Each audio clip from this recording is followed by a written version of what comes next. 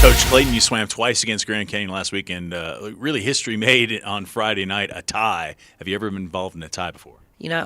Great question, Brian. And I should know the answer to this down cold, but I think we did tie Utah once, 15 years ago or so. That's way back in my memory. But other than that, no. Tie is extremely rare, and especially in the 13-event format where you have an odd number of points. The only way you can have a tie is if you tie in a race. And so we had that Friday night, and then we had the tie Friday night. So this is an exciting meet. It certainly was, and one of the most exciting swimmers in the pool both nights really was Peter Lockmeyer. Peter was tremendous. He had a great weekend. He swam different events each day. Every time he dove in the water, he was certainly a threat to win, and he won 4 out of his 5 events. The highlight, I don't know. I mean, he had lots of great swims, but probably the highlight is 200 fly on Friday night. 3-time WAC champion, WAC record holder from Grand Canyon. And Peter just went out, took it to him, and it took a Herculean effort on the Grand Canyon swimmer to tie Peter in that race, and that was the tie that ultimately allowed the meet to end in a tie.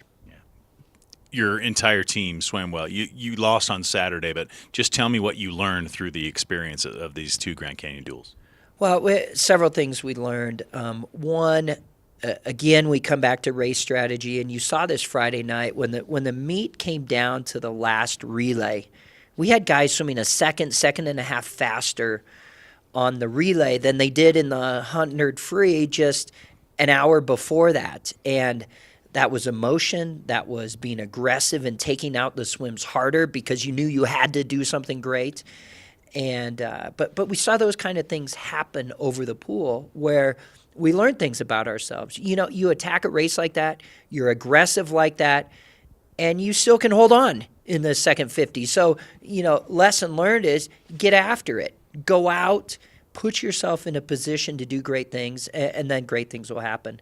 Ultimately, we didn't win that last relay, but we swam way faster than we have all season in that relay. Just a great meet, 2 great meets, especially Friday night. We were very good. No competition this week, but you head out to Texas A&M for another huge competition next week. Tell us a little bit about that. Well, our fall invite, it's a focus of our fall. It's the first chance that we give the guys to really peak during the season, and really one of only a couple chances, this and the end-of-season championship at the WAC championship. So very important meet, great teams that'll be swimming there, Texas A&M, LSU, SMU, among others. Each year some other different teams come in. So it'll be great competition. Prelim finals, same format as the conference championships, chance to see guys in their best events. And we're excited. We're peaking this next week or so that we're really ready to go. Peter Lockmeyer, we talked about. Other swimmers that jump to mind that are doing incredibly well this year? Well, our freshman class has really stepped up, as a class that we've got the numbers of freshmen, and they're doing really well.